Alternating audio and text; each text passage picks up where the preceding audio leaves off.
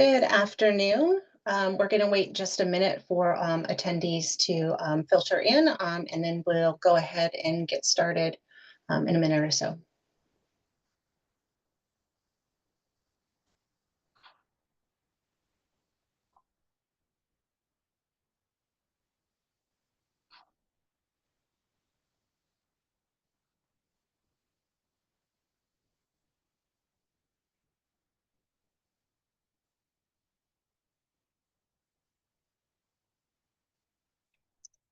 Hello, and welcome to everyone.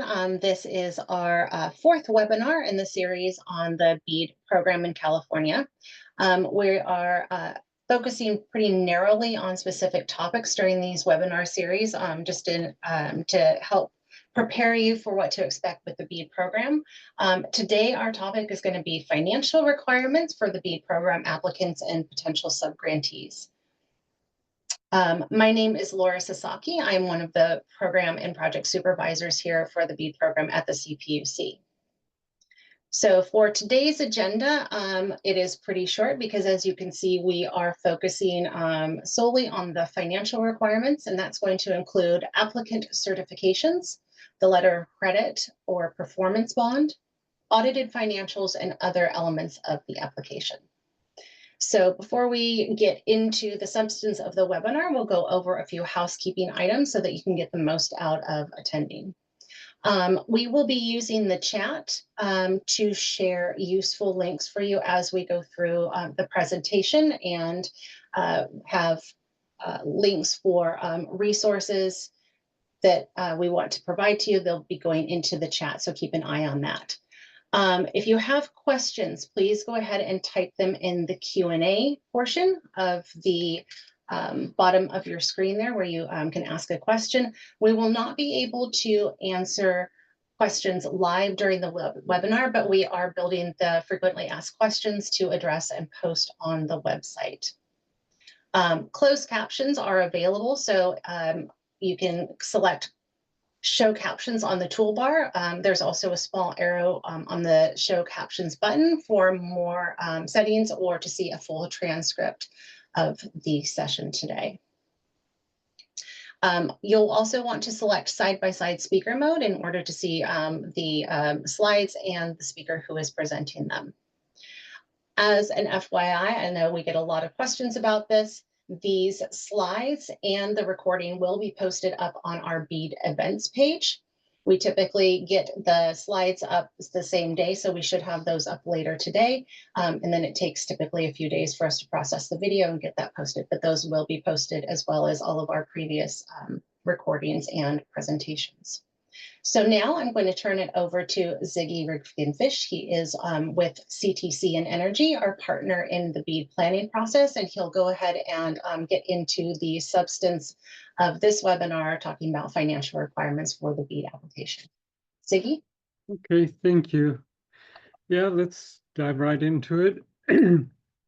So part of what the BEAD grant opportunity needs to assess is from each applicant is if you have the financial qualifications and capabilities to comply with all the different BEAD requirements, if you have the sufficient resources to support your project costs and complete the project, and also need to make sure that you understand what your requirements are going to be and how reimbursement and financials are going to be handled. Next slide. So there are three buckets or groups of financial requirements. There is the applicant financials, where the applicant is assessed on its financial health, and that's chiefly done through audited financial statements. Then there are certifications, signed statement by officer or director certifying that you have the financial qualifications and accuracy. And then finally, there are the project level financials that show your ability to carry out your proposed project. So that's project specific. And that has several elements: the business case pro forma business case analysis, the build out budget and narrative, and the letter of credit or performance bond that serves as a guarantee. Next. So audit financials. So this is during the application phase. You'll be required to submit the audited financial statements from the prior fiscal years. They have to be audited by an independent certified public accountant and conform to industry standards. Those financial statements should be unqualified. And so it means clean financial audit. If there are qualifications by the auditor, then you must describe and explain the qualification, including the reason for the qualifications and the measures taken to address the qualifications if applicable. Next. Alternatives to audited financials are accepted in some special circumstances. If an applicant is unable, for example, it's a public entity, municipality, and it doesn't have audited financial statements, it must describe the circumstances and reasons for the lack of audited financials and provide financial statements from prior fiscal year that contain substantially the same level of detail and information, and also certified that it'll provide audited financials within 12 weeks of submitting its applications, with some as I mentioned, with some variation here. If you are an entity that have an alternative financial reporting requirement, like a municipality, you will be allowed to submit relevant and applicable financial documentation.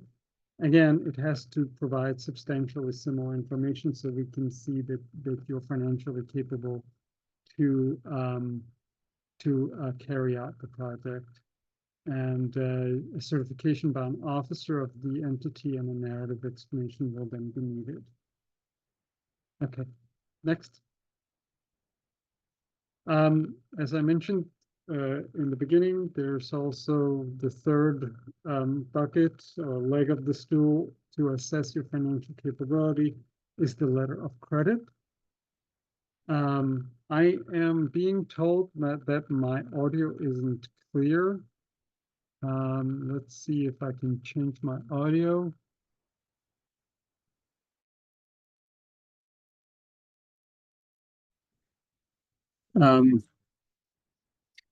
I'm hoping this is better and everybody can hear me. Third-party guarantees of the letter of credit or performance bond. There are two alternatives. Originally, NTS, that only letter of credit were allowed, and then provided a waiver, which California executed on. So there are more options now than the letter of credit. So the first option, the letter of credit, has to come from an authorized institution. That means an authorized bank or credit union. And first, there has to be a letter of commitment to issue a letter of credit. And the specified amount has to be included, the up to value, depending on how much you want to bid on at what value. And then a statement that it has reviewed the model letter and is prepared to comply with it and issue it to you. And then, of course, and then finally a description of the financial institution, the bank or credit union. If you are, so that goes in the application phase. That's the letter of commitment. It's not the actual letter of credit, but it's the commitment to issue one. If you are selected, then you must provide the letter of credit or performance bond. And it has to be in an amount that meets BEAD's requirement. That means at least 25% of the subaward for the letter of credit and 100% of subaward for performance bond. And there are some alternatives to this that we'll go over shortly. Next. All right, so for the letter of credit options, as I mentioned, 25% of subaward, and then you do have the option to reduce in stages of milestones. So if the project is divided into milestones, for example, percentage of completion, and as the value is reduced, the letter of the value can be reduced as well. So, and then there's also required the other part of the letter of credit that is required is a bankruptcy opinion, and that's the condition of a final award. In terms of which financial institutions that can issue it, that's defined in 47 CFR, and then that list has been expanded to include credit unions as long as they are insured by National Credit Union Administration and have a safety rating of B- or better issued by WISE. And then finally, in terms of an alternative to the 25% of the sub-award, you can also provide a letter of credit in the value of at least 10% of the subaward. In that case, you must maintain there's no reduction in the value. You have to maintain the full 10% until you have completed your project with all 100% of your committed locations having been connected. Next. The performance bond track, that has to be issued by a surety company on the Department of the Treasury's list. The default option must be equal to 100% of the subaward, and similar to the letter of credit, there is an option to reduce its value progressively as you meet build-out milestones. It has to be issued by a company holding a certificate of authority, so as an acceptable surety. Typically, it's a bank or an insurance company, but there are other types as well. And there has to, of course, be a dollar amount attached to it. As an alternative, equivalent to the letter of credit option, the performance bond can be in the value of at least 10% of your subaward. And again, in this case, you must maintain this, and there's no option to reduce the 10% until you have completed 100% of your project. Next.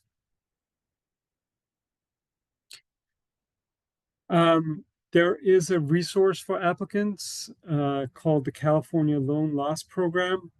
It's a state program for local governments, nonprofits, and tribal entities, and that can satisfy the letter of credit requirement. It provides payments of cost of debt insurance, credit enhancements and debt service guarantees and bonds and other forms of debt issued to the eligible entities for the program. It's designed to reduce the risk associated with debt, and it should reduce costs and free up capital for eligible entities, local governments, nonprofits, tribal entities, to get that letter of credit or performance bond. BEAD projects do qualify for the California's Loan Loss Program. You may be familiar with it from other California grant programs, but you have to apply and commit to meeting the loan loss program standards and requirements. Next. As part of establishing financial sustainability, you will be asked to submit a build-out budget, a budget narrative, and pro forma. And templates are provided for this to make life easier for you. Budget contains standard categories. These correspond to cost categories in the budget narrative. They also happen to coincide with categories that are specifically eligible for BEAD funding. So if your expenses fit into these categories, you can be assured that they are eligible for BEAD reimbursement and funding. The budget narrative provides a breakdown of those categories, descriptions of each charge, who's responsible for it, and how they relate to the project objectives. And then in addition to that, there's a pro forma business case analysis. The pro forma takes a bigger picture than the build-out budget. It looks at your defined financial sustainability over a longer period, and it demonstrates sustainability by including relevant assumptions, operating expenses, cash flows, capital expenditures, etc., over a 10-year period.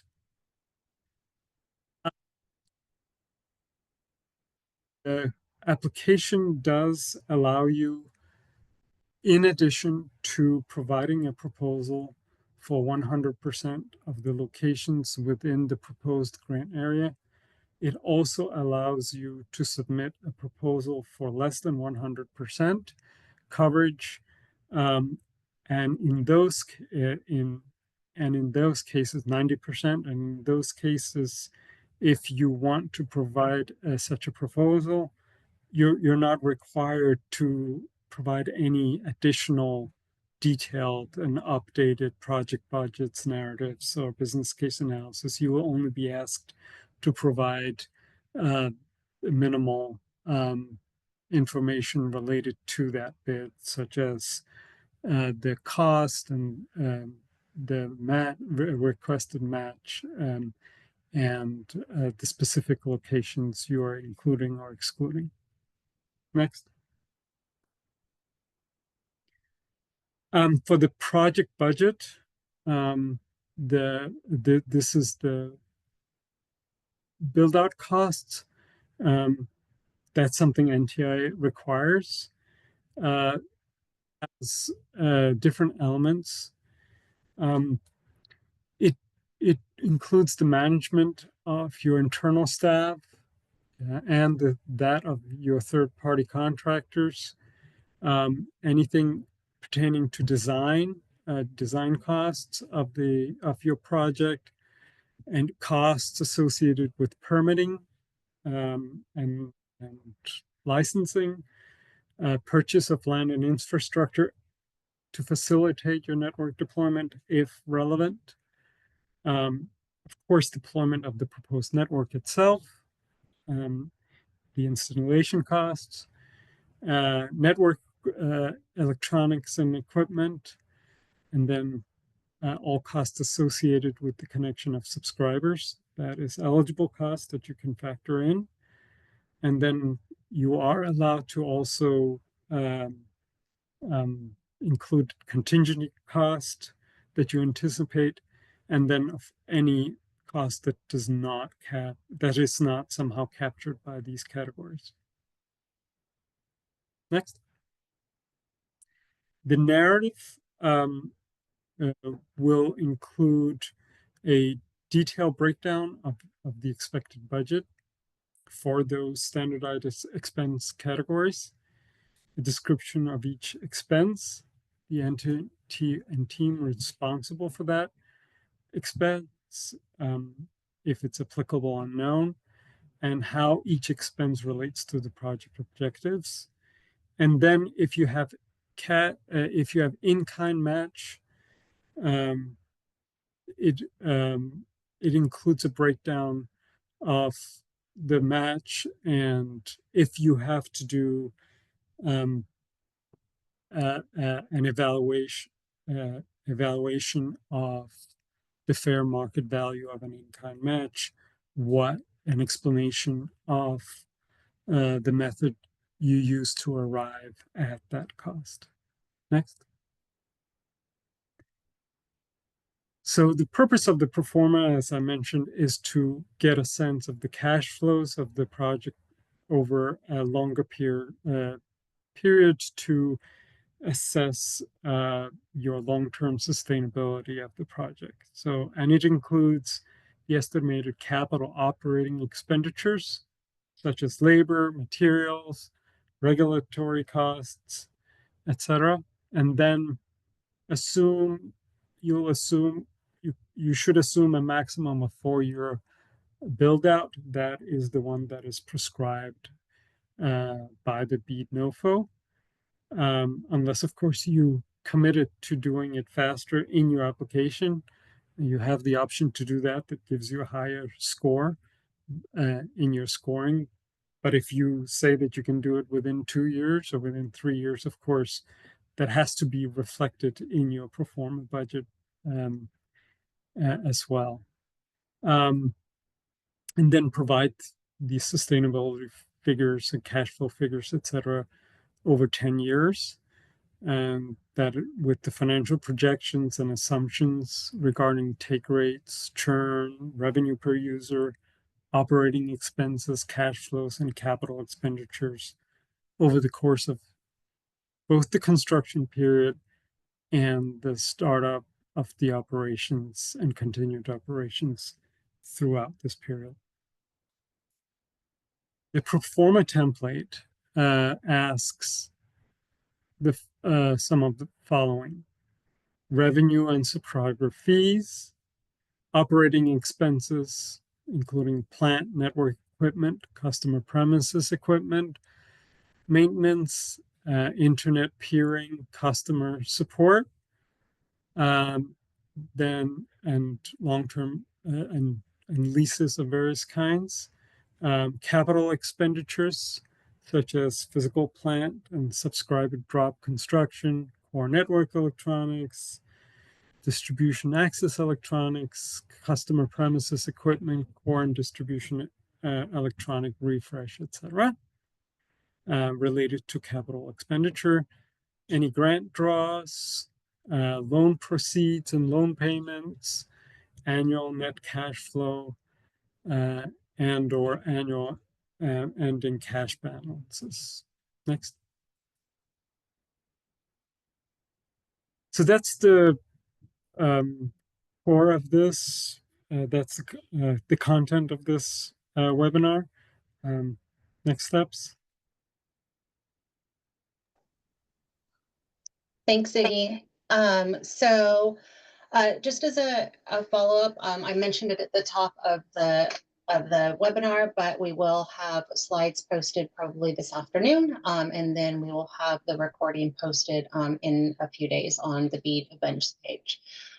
All of the webinars that we have posted are open to anyone who wants to attend. Any additional topics and registration links are posted on the BEAD events page.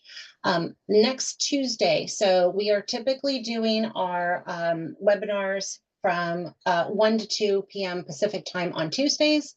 And then starting next week, we will be having office hours on Thursdays from 1 to 2 through May 8th. So we've got BEAD technical requirements that are coming up on Tuesday, and that is going to cover project certification requirements, description of the project plan. That includes network design, timelines, and also the requirements for professional engineer certification. So that's what we'll be covering in the BEAD technical requirements webinar on Tuesday, the 14th. You'll also want to sign up for office hours. I know that a lot of you had questions that you posted here as we made our way through the webinar. And then there's also questions that have come into the BEAD grant email. So those we can also answer questions during office hours. So make sure that you sign up for those. We do have some additional links that we're going to put into the chat. One is just the links to the event page that we've got over there. And then also, if you are not already on our mailing list and subscribed, please go ahead and sign up for our newsletter. And then if you do want to reach out to us with questions, the email is on the next slide. And that's going to be beadgrant@cpuc.ca.gov.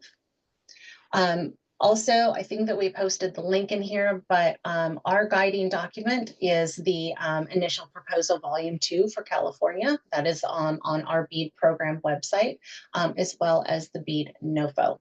So as we continue in this series, we'll have additional resources for what you might want to do in preparing for the application.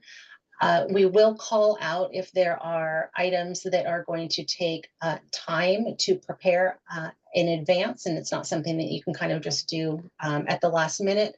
I think from today's webinar, definitely those audited financials or financial documents may take a considerable amount of time to compile. So that's something that you'd want to get started on now if you are planning on applying for BEAD fund, the BEAD program. So we just want to thank everyone for being here with us today. We're obviously ending a little bit earlier than planned, but we look forward to seeing all of you next Tuesday for the technical requirements, and hopefully we'll see you at office hours as well. So thank you, and I hope you have a wonderful afternoon.